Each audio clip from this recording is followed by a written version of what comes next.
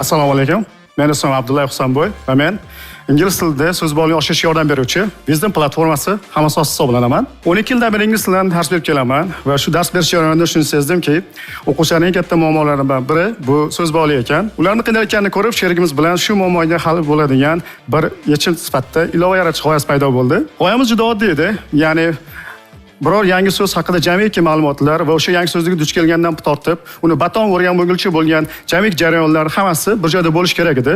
Ana shu tasavvur qilganimizdek ilova yaratish uddasidan chiqdik va ularni o'quvchilar so'ragan va o'zimiz ularga kerak deb hisoblagan barcha funksiyalar bilan boyitdik va ularga taqdim qildik. O'quvchilarimiz bu ilovani foydalanish boshlagandan keyin so'z bog'liqligi bilan bog'liq muammo juda ham kamaydi va imtihon va testlar natijalari juda ham yaxshilandi. Keyin esa biz kutmagan bir voqea sodir bo'ldi.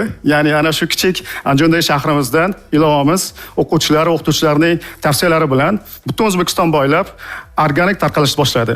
Hozirda ilovamiz 3 millionga yaqin yuklab olingan va oyiga 420 mingdan ortiq, kuniga bo'lsa 100 mingdan ortiq foydalanuvchiga ega. E'tiborga loyiq taraf shundaki, biz bu ko'rsatkichga hech qanday reklama xarajatlarisiz, marketing xarajatlarisiz erishganmiz va mana hozir ham hattoki oyiga 50 mingdan ortiq foydalanuvchi $0 evaziga oyiga yuklab olishyapti. Va shu ko'rsatkichlar bilan biz O'zbekistondagi birinchi raqamli so'z o'rganish platformasimiz. Endigi maqsadimiz bo'lsa dunyoda birinchi raqamli bo'lish.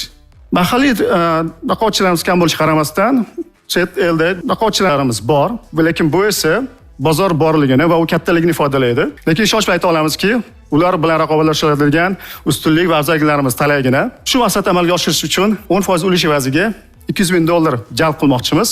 Marketing xarajatlariga sarflab, 1 yildan keyin oliy foydalanuvchilarimizni 1 milliontaga, oliy daromadimizni esa 100 mingga olib chiqib, loyiha qiymatini kamida 10x, 15x ga olib chiqmoqchimiz. Abdulla Hasan Husalar biz o'quvchilarni muammolarni o'zlaridan yaxshi bilamiz va to'g'ri yechim bera olamiz. Bizning texnik rahbarimiz Nuriddin Inomuxo'ndinov xalqaro va mahalliy ekspert, etiklarda juda ham katta tajribaga ega.